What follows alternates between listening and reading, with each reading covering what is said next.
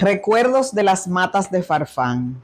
El epígrafe dice: es mi Farfán solamente, es mi Farfán nada más, cenicienta de mis sueños, madre del carabiné, heroica matriarca herida del caprichoso cachón, de Vinicio del Castillo, poeta de las matas de Farfán.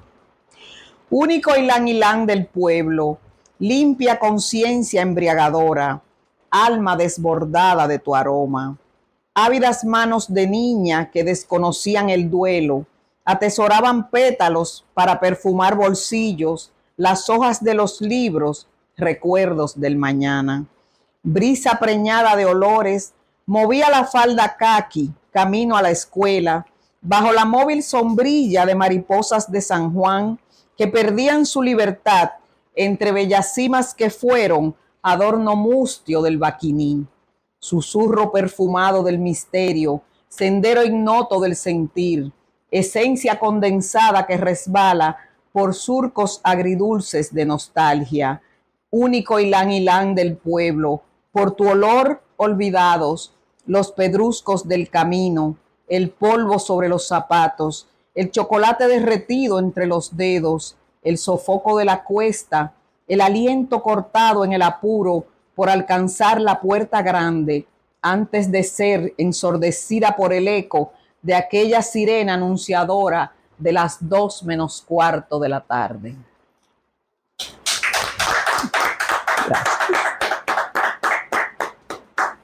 Gracias. Bueno, buenas noches, Grisel. Buenas noches, Alejandro. Buenas Qué bueno noches. que nosotros tenemos para un programa que se ve en todo el país y fuera del país, pero está dedicado específicamente al sur. Como siempre digo, el sur que sí existe. Y en ese sur lo dedicamos muy específicamente al pueblo del Cercado, las matas de Farfán y San Juan de la Maguana.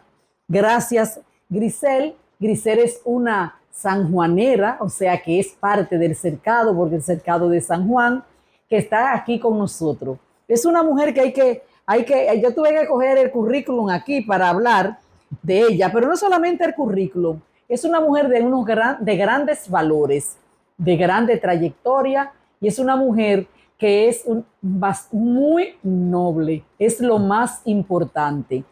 Y después es también importante su currículum, que yo voy a destacarlo porque como este programa lo ven tanto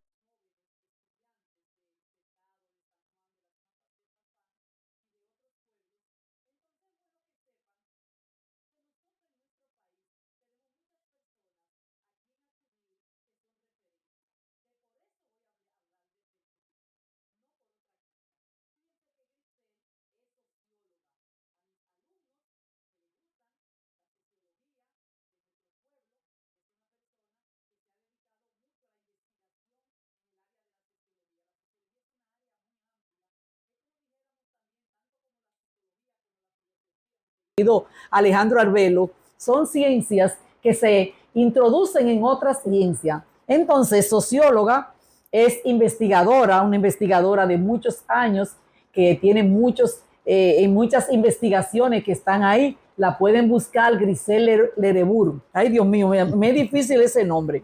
Aparte de eso, Grisel se dedica a una organización que a mí me encanta hablar de ella, que es una organización que es del Movimiento Mundial de la Paz, por la paz. Señores, en este mundo, en este país, que necesitamos que tantas personas puedan accionar y traernos palabras, acciones, actividades en busca de la paz. Grisel se dedica a eso. Pero también ella dice que es una aficionada de la literatura. Yo creo que no es una aficionada, es una poeta. Y como poeta, como ustedes vieron, que ella inició leyendo una poesía para todos nosotros, pertenece al Círculo Literario Estrambote. El otro día estuve acompañando a Grisel en una actividad tan hermosa de las Navidades, donde tantos artistas, poetas, leyeron poesía que nos gustó. Tenemos que volver a eso. No podemos seguir solamente bailando o escuchando música. Tenemos que volver a los tiempos también que la poesía, que es encantador y es una manera de trabajar y de luchar por la paz, pues vamos a leer, y esos jóvenes del cercado, que son tan del cercado de San Juan de las Matas de Farfán, que son talento, pónganse a escribir también. Entonces, Grisel es un referente, pero es autora de muchos libros, Voy a leer alguno, de sus libros. Es autor coordinó, bueno, no. Aparte de eso, fue coordinadora de proyectos, de varios proyectos del área de la cultura, como son el proyecto Voces de Vuelo, el Festival Literario del Sur, Proyecto Cultural Sur. San Juan no ha dejado su pueblo, no lo ha dejado. Por eso no lo ha dejado a ustedes, mis amigos de el San Juan, mis amigos de las Matas de Farfán y del Cercado. Siempre está haciendo actividades culturales para estos pueblos. Pero yo creo que yo me voy a ir, se me va a ir el tiempo presentando, porque muchas cosas la de Grisel. Así que nosotros tenemos aquí a una profesional, aquí tenemos a una mujer que lucha por la paz y trabaja por la paz, y aquí tenemos nosotros a una gran poetisa. Así que bienvenida, Grisel. Gracias. Muchas gracias por considerar que tu pueblo ahí del cercado y que las Matas de Farfán son importantes en tu vida, aunque esté aquí en Santo Domingo. Claro, ¿cómo no van a ser importantes si ahí están mis raíces? Porque esa es justamente una de las precisiones que debo hacer en lo que tú hablaste sobre mí, que yo soy sanjuanera, pero de raíces y origen matero. Y por supuesto muy cercana del Cercado, de Hondo Valle, de todo lo que son los municipios de San Juan de la Maguana, pero específicamente mis raíces ancestrales vienen de las Matas de Farfán. Aunque me crié, me formé y me desarrollé en San Juan de la Maguana en una gran parte de mi vida, aunque como dije, le comentaba ahorita, me siento también un poco vegana y un poco santiaguera, porque estuve en colegios de internado en esas dos provincias, donde también contribuyeron profesores, personas con las que me rocé a mi formación. Y les agradezco a todos esos lugares infinitamente por lo que me han aportado, porque todo lo que soy hoy es fruto de todo ese periplo, ¿verdad?, de educativo que viví, y sobre todo también en cuanto a lo que literatura se refiere, de los recuerdos, de las vivencias acumuladas en esos diferentes lugares, a cual de todo más hermoso, más bello y con más bagaje cultural, porque todos los lugares que hemos mencionado son pueblos muy ricos, cultural, geográfica y sobre todo humanamente también. Entonces creo que tengo un poco de todo eso.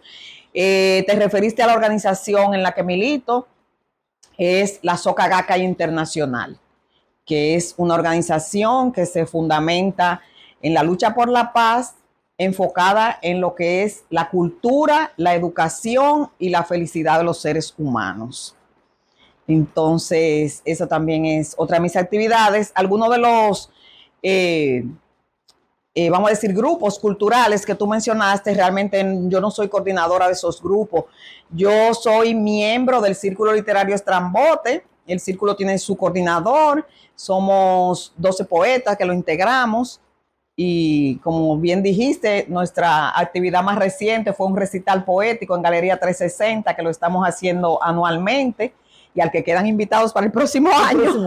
Vamos a estar vivos. Aunque también hacemos otras actividades. Voces en Vuelo sobre melopea del Riachuelo, el Proyecto Cultural Sur San Juan, el Proyecto Cultural Sur y el Festival Literario Sur son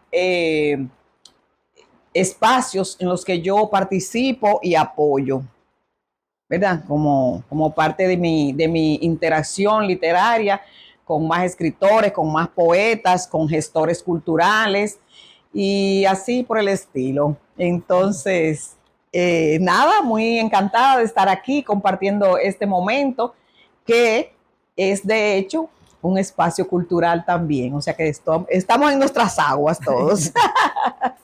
¿Y qué fue primero en La gallina o el huevo.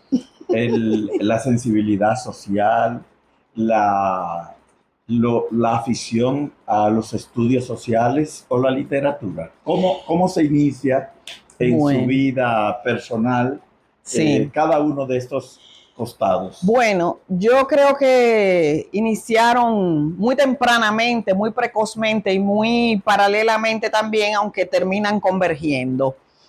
Desde que aprendí a leer, ya la lectura fue parte de mi vida. Mi padre era un gran lector, era un lector muy apegado a los libros también, aunque era un autodidacta, no fue un hombre que cursó muchos estudios formales. Formalmente yo creo que llegó a cuarto, quinto curso de primaria. Américo Lerbourg Martínez, de una familia matera.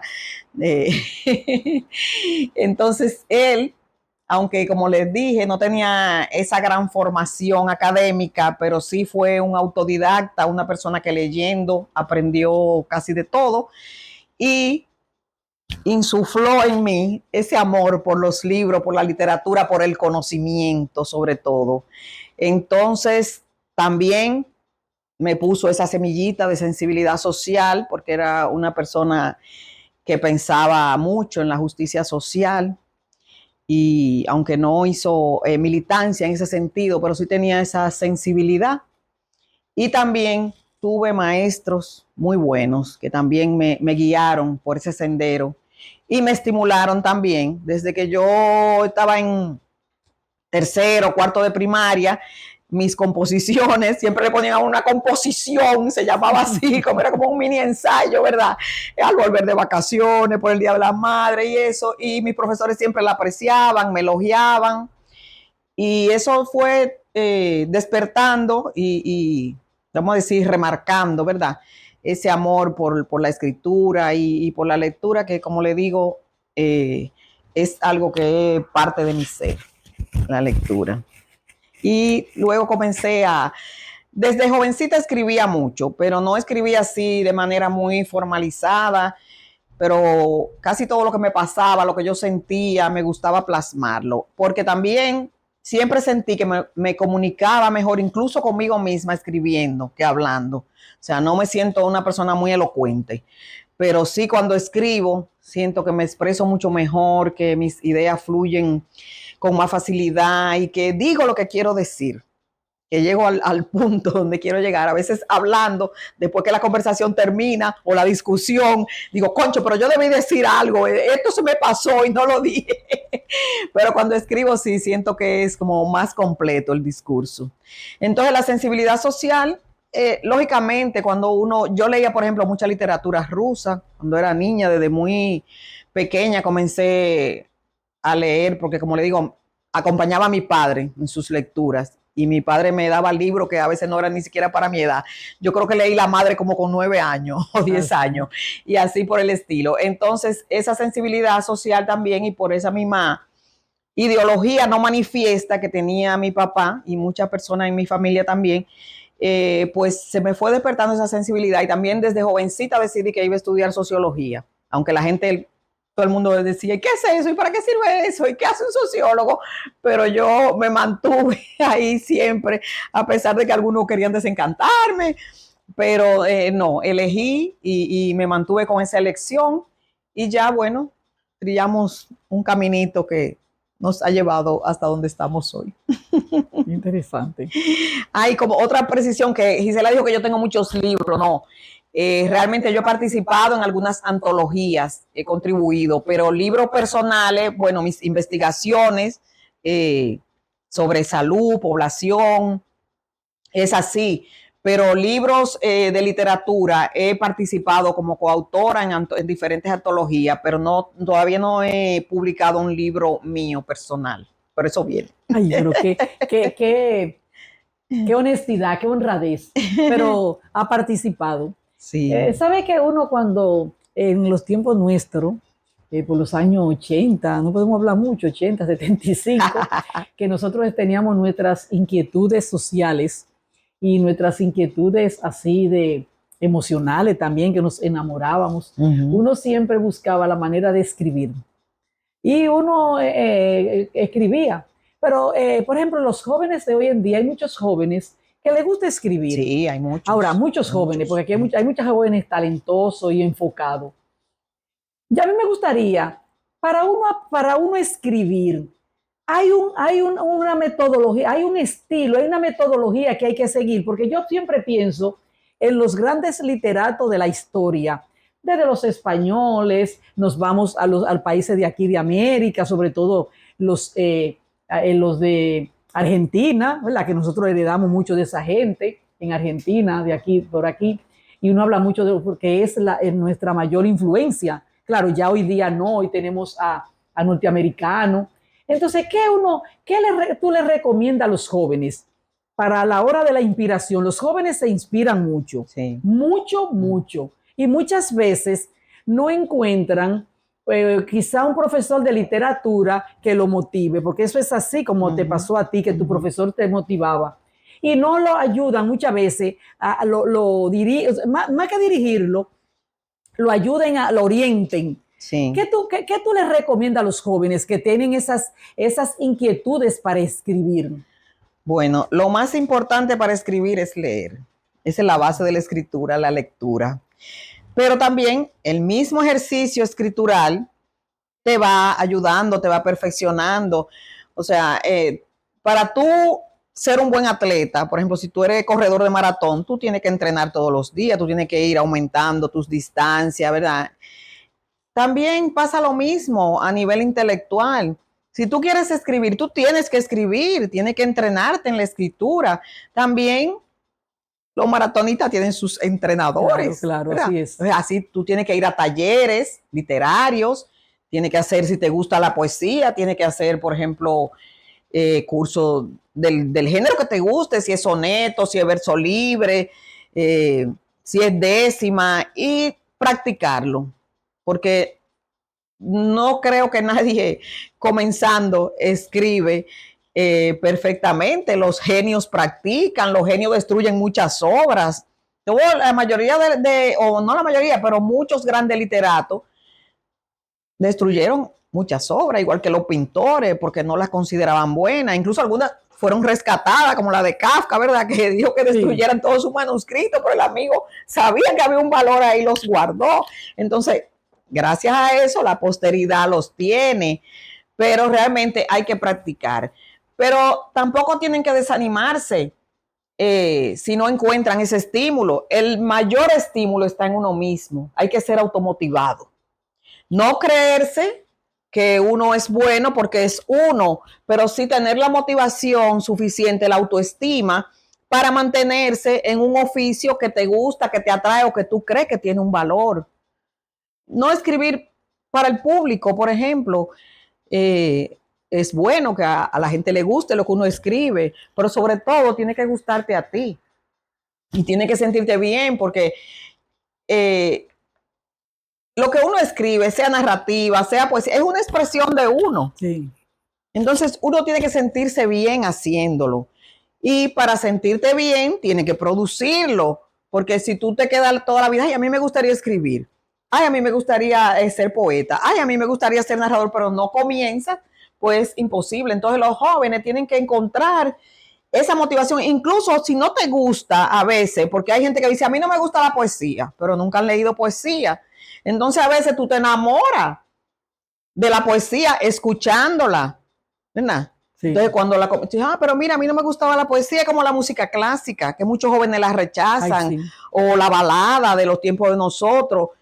Y cuando la escuchan, entonces, que el oído se les acostumbra, dicen, ah, pero mira, es bonita, me gusta. Entonces, eso mismo pasa con la literatura y con todas las artes en general. La persona, oye, el arte llega al corazón, es.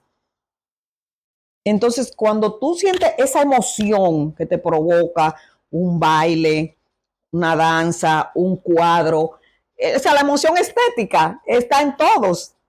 Lo que pasa es que hay que buscar la manera de que aflore. Entonces, cultivándolo es Ok. como realmente se hace. Entonces, los jóvenes deben practicar la lectura y la escritura. Y para los jóvenes que nos siguen y para los adultos también, digamos, si quisieran comenzar a leer, ¿qué usted les recomendaría? ¿Cómo hacerlo? ¿Qué libros? ¿Por dónde empezar? ¿Hay algún camino? Deben leer lo que les guste. Borges dice que no se debe obligar a nadie a leer y que si a usted un libro no le gusta, que lo deje y no lo termine, que no se sienta obligado. Y yo soy partidaria de eso. Pero tiene que haber una motivación, o sea, no sé ahora porque estoy un poco desconectada de lo que es la educación, la escuela dominicana, pero antes se ponían obras que la persona tenía que leerla desde primaria y en bachillerato había que hacer su ensayo crítico y todo eso iba acercando a la gente a la literatura. Entonces, no sé ahora si eso se mantiene, pero uno debe leer lo que le guste, lo que le agrade, pero desde luego buscar obras que sean, que tengan un valor, que tengan una enseñanza. Pero no, nadie tiene que obligarse, por ejemplo, a leer la Ilíada para comenzar a leer. O sea, busque cosa que usted sienta que el libro lo enganche. Eso es lo primordial. Si es narrativa, si es poesía, puede, es bueno contemplar todos los géneros y ver con cuál uno conecta más. Ok. Pero, por ejemplo, literatura dominicana, hay mucha, buenísima, tanto en narrativa como en poesía, como en ensayo, pero desde luego no vamos a poner los jóvenes a leer ensayo. Quizás pueden aparecer algunos que les guste, pero ahí están los cuentos de Juan Bosch, ahí está la poesía de Salomé Ureña, que fue y sigue siendo buena, que ahí están de las generaciones nuevas también, está los poetas de la generación del 80. O sea, hay mucho de dónde elegir. Y si es literatura latinoamericana, por ejemplo, ahí están los autores del boom, son los que a mí más me atrajeron cuando yo estaba en mi época juvenil. Eh, y también la literatura clásica. O sea, hay mucho por donde elegir, pero cada quien tiene que trillar un camino Muy bueno, personal. No hay muy bueno. fórmula. Yo creo que en esto no hay fórmula, no hay receta, Sí. realmente. Interesante. Ahí, a mí me viene, yo quiero que los amigos televidentes y ustedes también eh, se distiendan cuando yo diga esta palabra. Antes nosotros nos decían, entre de poeta y loco, todos tenemos un poco. A mí me encantaba. Pero ¿por qué yo le quiero decir, vine a traer esa frase? Porque la poesía la vinculaban a las emociones, que para escribir había que estar emocionado, romántico, esa es la parte emocional. Ahora, la poesía tiene mucho de cognitivo, de análisis, de que cuando yo escriba una poesía, yo puedo, en el trayecto, o sea, yo puedo ir analizando un caso, por ejemplo. Antes era un amor, pero un amor, algo platónico, y entonces ahí venía la parte emocional, porque de ahí que viene, había que estar inspirado, porque de poeta y loco todos tenemos un poco. Entonces como psicólogo al fin, yo lo vinculo a los aspectos emocionales, eso responden. Y con respecto a los aspectos cognitivos, al del conocimiento, de lo que es, como diríamos, la inteligencia, para que nos entendamos, mis amigos y yo. ¿Verdad? ¿Qué piensa usted? Bueno, sí, se dan las dos. O sea, la poesía generalmente se vincula con romance. Es como un paradigma, algo, una idea preconcebida que la gente tiene, pero hay poesía de todos los estilos. Sí. Y desde luego, si tú vas a hacer una poesía filosófica, pues tú tienes que tener conocimiento filosófico. Si tú quieres producir una poesía social, tú tienes que tener conocimiento de la historia, de muchos elementos que entran en la parte racional. No puede incluso para la misma poesía romántica, tú tienes que tener un conocimiento, un manejo, un dominio y ciertos elementos culturales y de lógica y de conocimiento que te lleven a producir algo ¿verdad? Que llegue a los demás y que denote que tú no estás como escribiendo por escribir, sino que realmente tú estás haciendo un ejercicio. O sea, toda escritura es un ejercicio intelectual, ¿verdad? Escritura de calidad, me refiero.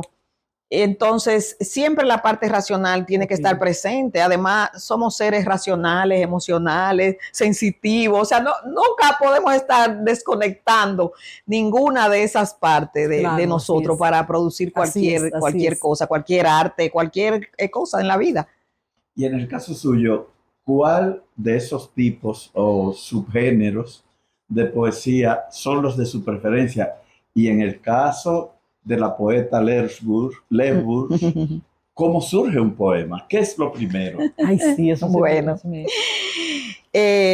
Mira, a mí, yo prefiero escribir verso libre.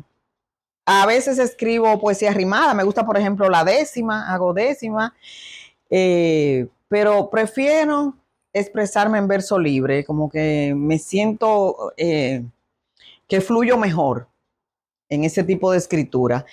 Pero para leer, yo leo poesía de todos los géneros, de todos los subgéneros. O sea, me encanta el soneto, por ejemplo, leo muchos sonetos. La décima, como le dije, me encanta leer a Alix, por ejemplo, y otros. Y también ahora los decimeros de ahora, de esta generación, y los que están en las redes participando, que de verdad son geniales. A mí me encantan. Pero yo para escribir es de diferente manera. A veces yo estoy fregando un plato y me surge una idea. A veces puedo dejar el plato en el fregadero, ir, escribirla, pero a veces estoy en una situación que tengo que perderla.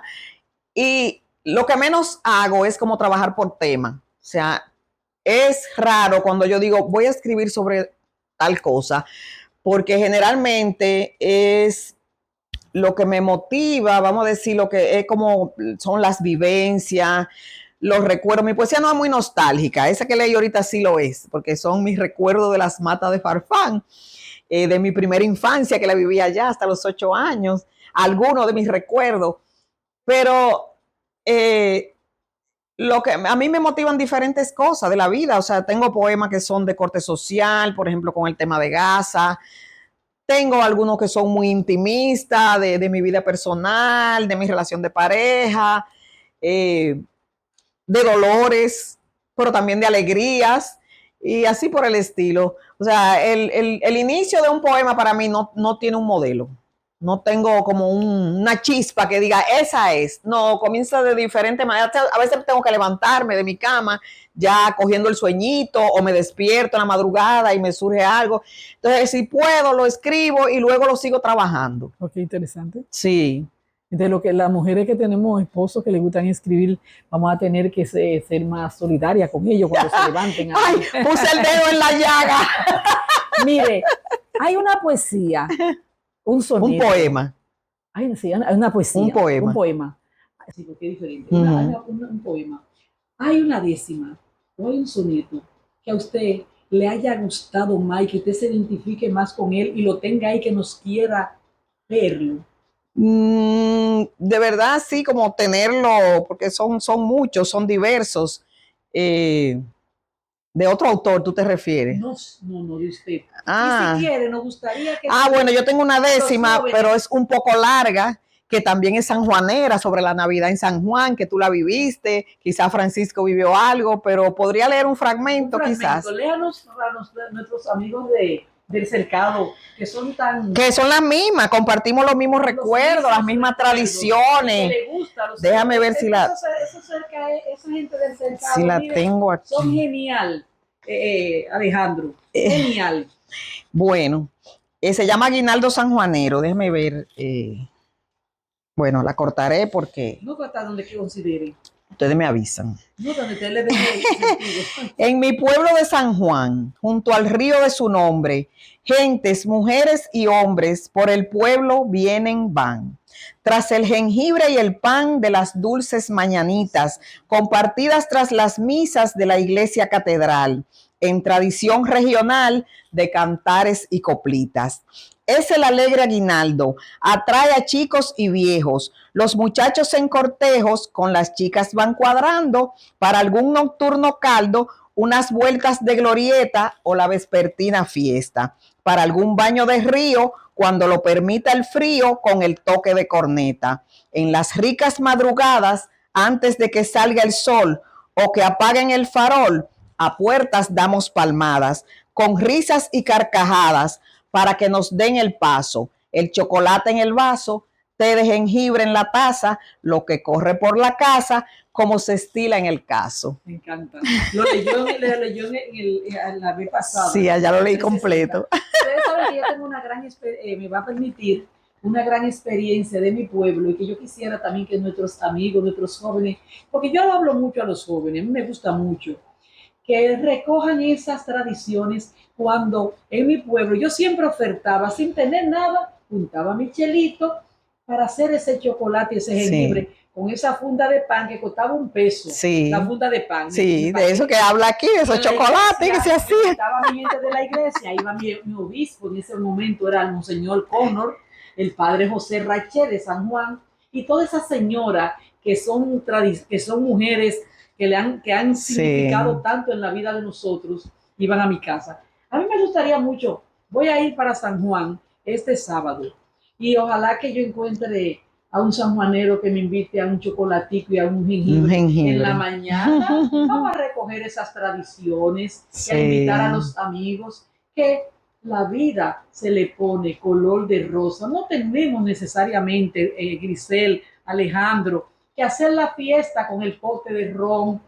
Bueno, a veces un traguito es bueno, pero no necesariamente con un chicharrón. Es bueno el chicharrón, pero un sencillo jengibre, que el jengibre es tan bueno para, sí, la salud, para todo. Y un chocolatico por la mañana, disfrutamos. Y ustedes van a darse cuenta que cuando ustedes tengan esta edad de nosotros, que no es mucha, pero de llevar un paseo, ustedes se van a dar cuenta que la vida tiene otro sabor. Así es. Dice Alejandro. Sí. No, completamente de acuerdo, claro. Pero la vida, esa vida bonita, esa vida buena de los pueblos, mucha gente cree que amar como el propio terruño supone necesariamente cerrarse hacia la mirada exterior, hacia las otras partes del país, e incluso, sí, al mundo. Usted hacía alusión a un poema en torno a Gaza, y nos había hablado de que usted también pertenece a una organización, Socagaca, que promueve la paz mundial. Y como es un tema, digamos que a la vez materia de su poesía, pero es un tema sociológico también, y político, claro, también. Así es. Me encantaría que usted pudiera ilustrar a los televidentes acerca de, cuando hablamos de paz, ¿a qué nos referimos? ¿Es paz individual? ¿Es paz social? ¿Es paz desde el punto de vista de una humanidad mejor que la que tenemos? Bueno, yo creo que lo abarca todo. Nadie puede luchar por la paz si no está en paz. Pero tampoco tú puedes tener paz si tu vecino no está en paz, porque algo te llega, ¿verdad? Entonces, la paz tiene que ser individual, familiar, social y mundial, que nos abarque a todos. Entonces, ¿qué necesitamos? Que la gente sea feliz. Luchar por el bienestar de cada persona, que tengamos un mundo más equitativo, ¿verdad? Que haya más justicia social, o sea, y en ese sentido también es sociológico. O sea, no es, aparenta como un ideal, pero es algo muy concreto, porque no hay nada que afecte tanto a la persona como, por ejemplo, una guerra, la violencia. La violencia en todas sus manifestaciones es algo que cercena a la persona, que la desequilibra, que no le permite desarrollarse. Entonces, en todos esos ámbitos tenemos que buscar y luchar por la paz. Aparentemente, la violencia se nos sobrepone, ¿verdad? Porque los gobiernos, las grandes potencias escapan, ¿verdad? Muchas veces, mayormente a nuestras voluntades individuales. Pero si cada uno de nosotros comienza a trabajar por esa paz y se dedica a ser una persona pacífica y a trabajar por la paz de su entorno, por la armonía de su entorno, se van creando pequeños núcleos. Señores, hay que saber cómo Gandhi logró la pacificación de la India. O sea, un hombre solo. Dice que un camino de 1000 millas comienza con un solo paso. ¿Verdad? Entonces, a veces nos creemos muy pequeños para luchar por ideales grandes. Pero realmente la suma de cosas pequeñas es lo que hace cosas grandes. ¿De qué está compuesto el universo? De micropartículas. ¿De qué está compuesto nuestro cuerpo? De células. O sea, cosas infinitesimales, pero que forman conjuntos que son grandes. Entonces, en ese mismo sentido, nosotros tenemos que construir una actitud de poder, de que cada uno de nosotros debemos sentirnos poderosos para luchar por esos grandes ideales, desde nuestro espacio, haciendo lo que podemos, sonriéndole a la persona que nos encontramos en la calle, cuidando nuestro medio ambiente, no tirando basura en la calle, porque es un ideal, se ve como un ideal grande, pero disculpen, todas esas pequeñas cosas construyen la paz. Cuando usted limpia su entorno, usted está creando una armonía y le está dando ejemplo a los demás. Porque cuando usted siembra un arbolito, ¿verdad? Quizá detrás de usted vengan 10 personas más y lo siembren. Entonces, todo eso va germinando, va creando como una bola de nieve, ¿verdad? La gente se va sumando. Entonces, vamos a sentirnos responsables, cada uno, sobre todo los jóvenes. Cada joven es un relevo. Nosotros ya ahorita nos vamos. Ojalá nos den un chance más largo, un poquito largo. Pero los jóvenes realmente tienen que construir esa actitud de lucha, empoderarse, sentirse que son capaces de hacer cosas y hacerlas. Siembre una matica, esa es una acción de paz. Sonríele a su vecino, al que no lo salude por la mañana, salúdele. Todo eso son acciones de paz. Contribuya con lo que usted pueda. Todas las contribuciones sociales que usted pueda hacer, por pequeñas que parezcan, hágala, que se van juntando y se va haciendo un producto grande que nos beneficia a todos, y siempre luche por sus derechos. Nunca pierda de vista sus derechos. Hagámoslo de manera pacífica, pero con firmeza.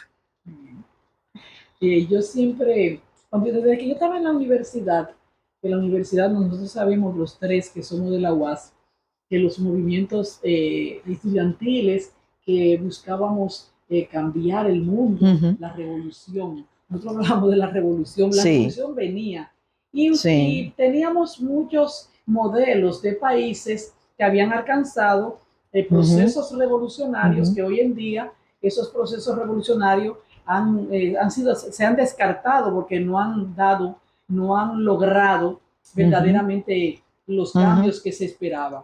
Entonces, yo siempre decía desde aquella vez, la revolución está en cada uno de nosotros. Sí. La revolución no es un momento, la revolución somos cada uno de nosotros que la vamos construyendo día a día. Entonces, Grisel ha podido mezclar ese ideal, esa visión sociológica, que los sociólogos dan muchas explicaciones a todos estos procesos sociales, y la parte de literatura, que es interesante. Hoy en día, por ejemplo, en nuestro país, yo me voy a venir a mi país, que ahora mismo hay muchas situaciones de violencia en el transporte. Ahorita veníamos nosotros juntos y vimos que yo le decía, un elefante quería pasarle a unos ratones, los ratones éramos nosotros, un carrito pequeño. Y entonces él era un vehículo grande, bueno, él es una bocina y quería tirarse encima.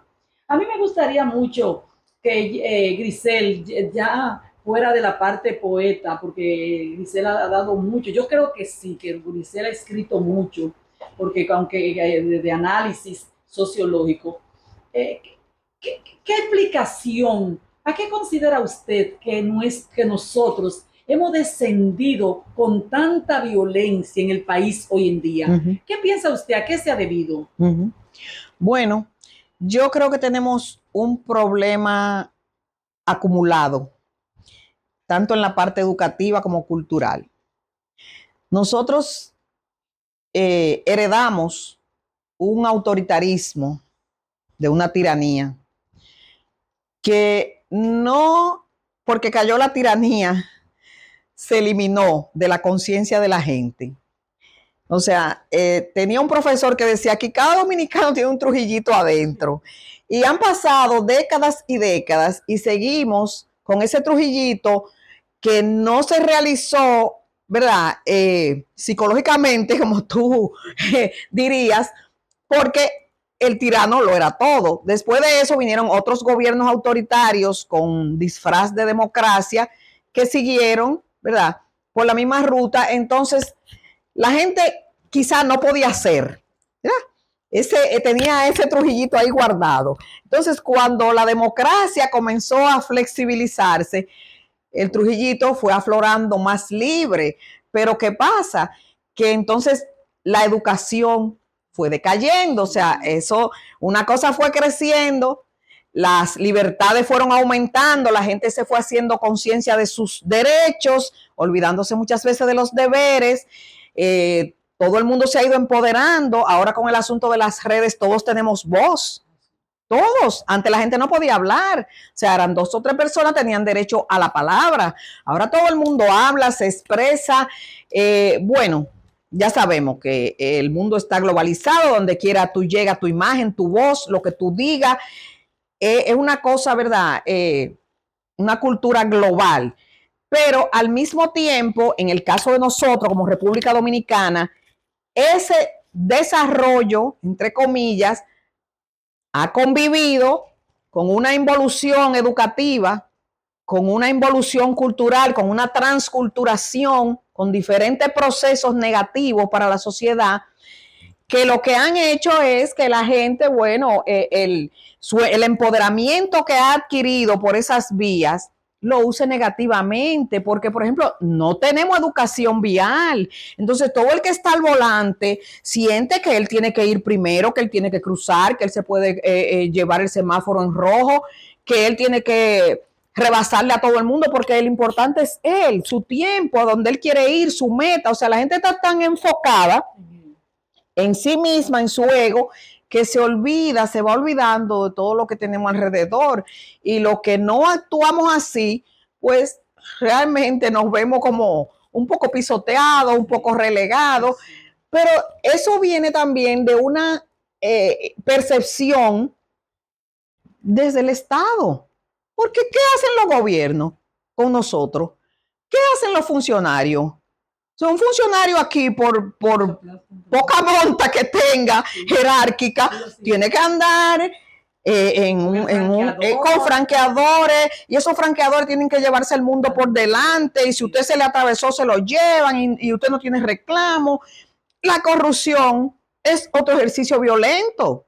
O sea, el hecho de que un funcionario pueda hacer uso de los recursos del Estado de una manera desaforada, sin consecuencias, es un ejercicio de violencia y al mismo tiempo es un ejemplo para los jóvenes, los no tan jóvenes y para toda la sociedad, que te dice a ti, bueno, hay que hacer lo que me dé la gana, yo lo puedo hacer porque fulano lo hace. Cuando un presidente se dedica a insultar periodistas, por ejemplo, ¿verdad? Sin mencionar nombre, ¿qué le está diciendo a la gente? Usted puede insultar.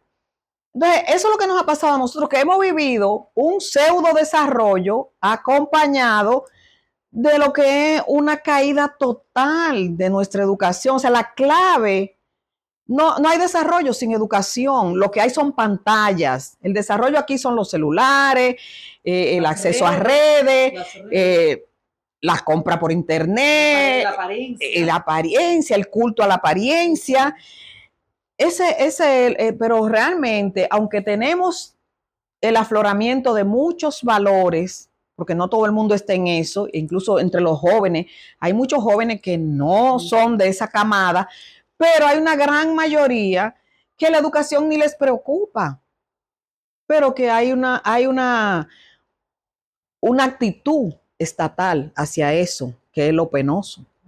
Entonces, ese es un gran problema que nosotros tenemos. Ustedes son educadores, tienen más elementos de juicio y de análisis que yo para determinar ese tipo de cosas y saber que es así, pero lamentablemente, aún como educadores, como grupo, yo también participo en un grupo de educadores de la misma Soka Gakkai y es difícil a veces penetrar ciertos mundos y ciertas decisiones que podrían ayudar a cambiar esas cosas, porque hay una lógica estatal que es esquizofrénica, vamos a decirle, irracional. Sí, claro, porque tenemos unas metas que están en los papeles, unas metas incluso conectadas con metas globales, pero realmente no estamos actuando para eso, no estamos actuando ni trabajando para poder mejorar lo que tenemos que mejorar, solamente en estadística. Bueno, usted me coloca las premisas para yo hacerle una pregunta que usted misma la planteó al principio.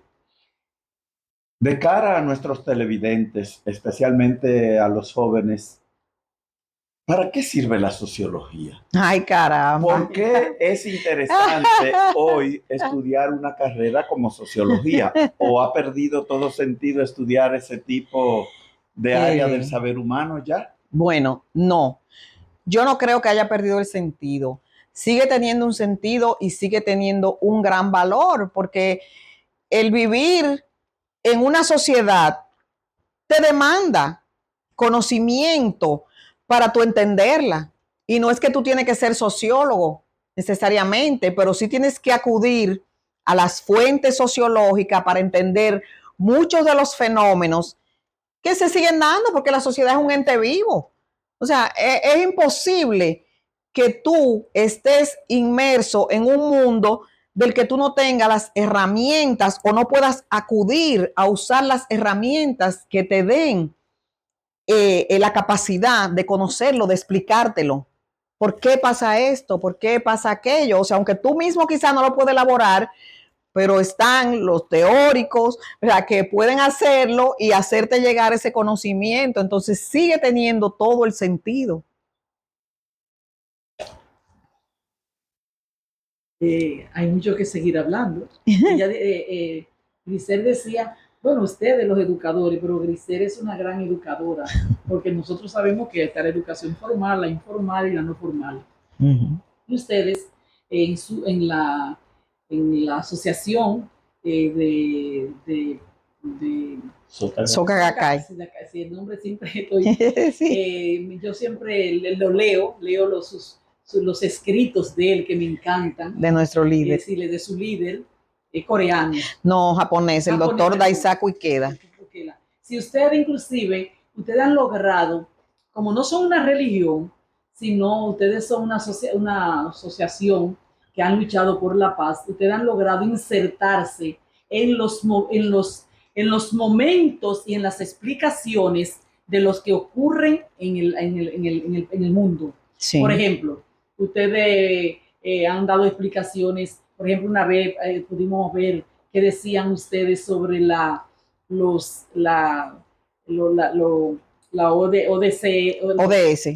los Objetivos de Desarrollo Sostenible. Del milenio, que me encantó, una vez tuve la oportunidad de ver eso, que no todo, inclusive religiones, hay muy pocas religiones que han buscado qué nos dicen los Objetivos de Desarrollo Sostenible sobre la situación mundial. Es verdad que tenemos que criticarlo, porque tenemos nuestras críticas a los objetivos, de verdad, pero de hecho hacer algo e insertarse, eso es interesante. Por ejemplo, en este momento, ustedes, ¿en qué están envueltos ante tanto, por ejemplo, ahora mismo con la situación mundial, que tenemos tantas guerras y tenemos tantas situaciones difíciles en el mundo de violencia? Ustedes siempre dan explicaciones. Me gustaría saber ¿En qué están ustedes ante esas situaciones? Bueno, siempre nos mantenemos estudiando la situación mundial, aunque nosotros no consideramos una filosofía, pero sí tenemos una base religiosa. Nosotros somos budistas laicos, Sí, sí, sí. o sea, nos basamos en el budismo de Nichiren Daishonin, pero actuamos en la sociedad más como una filosofía que como una religión, pero nosotros oramos. De hecho, trabajamos y oramos por la paz también. Y nuestro maestro, que hace un año que falleció, el doctor Daisaku Ikeda, siempre se mantuvo conectado, hizo muchos viajes por el mundo, en diálogo con líderes, tanto intelectuales como religiosos, como políticos, desde Arnold Toynbee, por ejemplo, con quien sostuvo diálogos interesantísimos que fueron publicados en 3 libros, con casi la mayoría de los premios Nobel por la paz, con científicos ganadores de Nobel, por ejemplo, se mantuvo siempre en contacto con esas personalidades y publicaba esos diálogos que sirvieron siempre de norte, de guía para el liderazgo mundial, porque nosotros incluso somos una organización reconocida por Naciones Unidas, y esa producción intelectual de él, que no ha perdido vigencia, porque muchos de esos problemas siguen siendo tan acuciantes como cuando él los trató, aunque ya él no está en este plano. Él también escribía cada año, depositaba en enero de cada año, depositaba una propuesta de paz en las Naciones Unidas. En esa propuesta de paz recogía lo que era la problemática del momento y daba orientaciones de acuerdo a la filosofía budista, ¿verdad? Para la solución de esos problemas. Y de esa manera fue que se conectó con el asunto de los ODS. Y nuestros jóvenes a nivel mundial, porque somos una organización que tiene presencia en 192 países y territorios del mundo, se mantienen conectados con esa estrategia de ODS. Desde luego, como tú dices, todos tenemos nuestras críticas, porque si somos seres pensantes, si somos racionales, no podemos ser acríticos. Nada es perfecto. Entonces, hay algunas cosas que cojean más que otras y nosotros tratamos, ¿verdad?, de ver el camino recto, pero de ver también dónde están los meandros del riachuelo y desde luego tratamos de actuar en un equilibrio considerando y sopesando todas esas cosas, pero sí siempre nos mantenemos estudiando la realidad mundial y nuestros líderes mundiales, que la sede de nosotros está en Japón, en Tokio, trazan sus pautas y sus orientaciones. Nosotros tenemos revistas en cada país donde hay filiales, en esos 192 países y territorios del mundo donde hay filiales de la Soka Gakkai, se produce una revista. Yo soy, por ejemplo, del equipo editorial de la revista de aquí que se llama Esperanza Soka. Y en esa revista aparecen todos esos interrogantes, todas esas orientaciones de nuestros líderes. Y bueno, tú has sido receptora de mucho de lo que son las cápsulas del doctor Ikeda, que se conectan no solamente con eso, sino incluso con la vida cotidiana, con consejos para las madres sobre la crianza de los hijos, con consejos para las parejas, para los novios, para los jóvenes, porque él siempre se enfocó mucho en la juventud.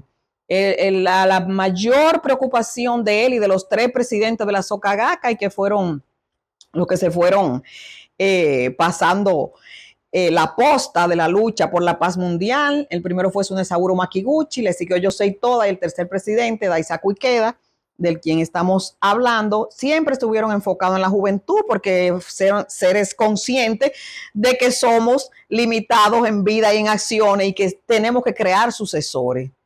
Entonces, de hecho, incluso hay una página en la revista que se llama Para los Sucesores. Y siempre estamos trabajando con la juventud, tratando de empoderar a los jóvenes. Nuestros jóvenes, por ejemplo, hacen campaña de limpieza de playa, hacen siembra de árboles todos los años y se mantienen en contacto en diferentes sectores donde actúan, llevando esos mensajes de paz y de acción por la paz. Es evidente que necesitaríamos más de un programa, ¿verdad? Ya está invitada para el próximo. Yo creo que Ay, caramba, una saga, vamos a hacer una saga de Netflix. Que es una cantera de conocimientos, de vivencias, de saberes, que yo creo que son de gran importancia para nuestra teleaudiencia. De manera que yo al paso que le agradezco esta oportunidad a Giselle Lerburg, le pediré a la hermana Gisela que la despida como Dios manda. Ay, Dios, la divinidad es todo. No importa. Yo que quiero de una manera muy especial, me siento muy agradecida y me siento muy identificada con Grisel. Me encanta, siempre espero de Grisel ese saludo por la mañana, pero no me está mandando los mensajes Bueno, porque tú me dijiste que lo estabas recibiendo en un grupo de tu iglesia también, que lo estaban compartiendo. En algunos casos, en algunos casos, Cintia, Ya. la hija de De Altagracia Paniagua, pero sí. no, otra vez no me lo manda. Así Pues ya yo te lo voy a mandar de nuevo. Que ella me lo siga mandando y que la próxima vez que nos juntemos aquí, podríamos encontrarnos con Grisel para que Grisel nos analice muchos de esos pensamientos y de esas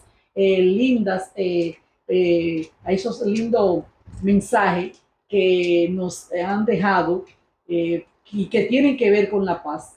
Aquí en este mundo, aquí en este país, ahí en San Juan de la Maguana, en las matas de Farfán, en el cercado, tenemos que apostar por la paz. No podemos perder más tiempo porque nos vamos a convertir, amigos televidentes, entonces en un mundo en guerra y no va a ser así. Vamos a luchar por la paz y vamos a ser felices y en paz. Gracias a ustedes. Muchísimas gracias, encantada de estar con ustedes y de estar con este maravilloso público.